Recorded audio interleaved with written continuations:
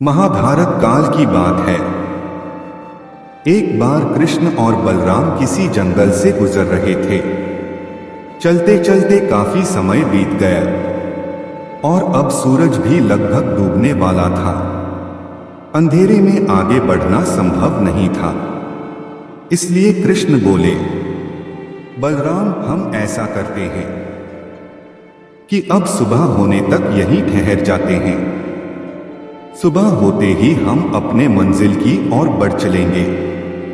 बलराम बोले, पर इस घने जंगल में हमें खतरा हो सकता है। यहां सोना उचित नहीं होगा। हमें जाग कर ही रात बितानी होगी।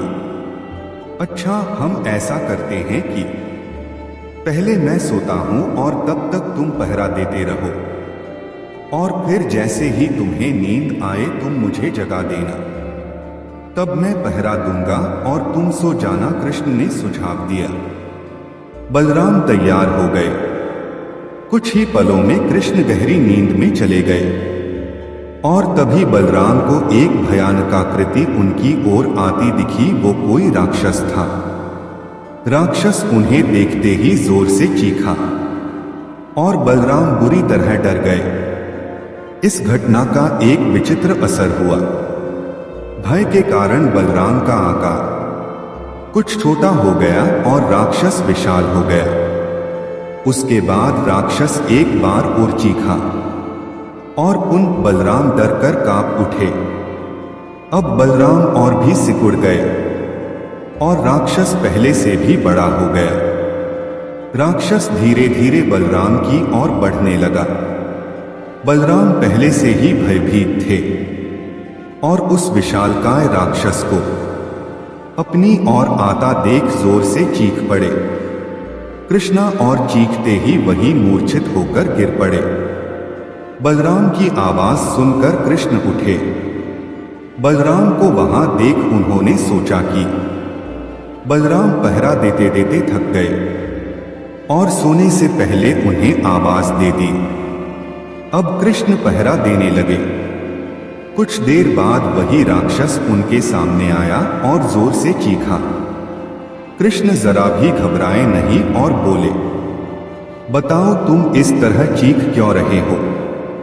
क्या चाहिए तुम्हें? इस बार भी कुछ कृष्ण के साहस के कारण उनका आकार कुछ बढ़ गया और राक्षस का आकार कुछ घट गया। राक्षस को पहली बार कोई ऐसा मिला था जो उससे डर नहीं रहा था। घबराहट में वह कृष्ण पर जोर से चीखा।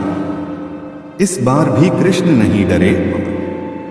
उनका आकार और भी बड़ा हो गया, जबकि राक्षस पहले से भी छोटा हो गया।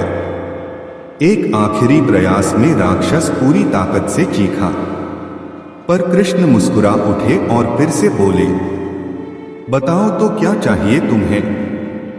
फिर क्या था, राक्षस सिकुड़कर बिल्कुल छोटा हो गया और कृष्ण ने उसे हथेली में लेकर अपनी धोती में बांध लिया और फिर कमर में खोस कर रख लिया।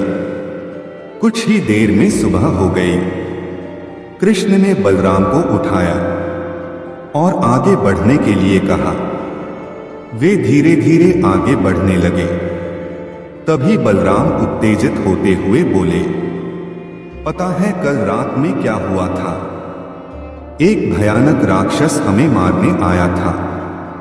रुको रुको, बलराम को बीच में ही टोकते हुए कृष्ण ने अपनी धोती में बंधा राक्षस निकाला और बलराम को दिखाते हुए बोले, कहीं तुम इसकी बात तो नहीं कर रहे हो?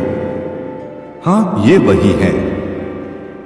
पर कल जब मैंने इसे देखा था तो ये बहुत बड़ा था। ये इतना छोटा कैसे हो गया? बलराम आश्चर्यचकित होते हुए बोले।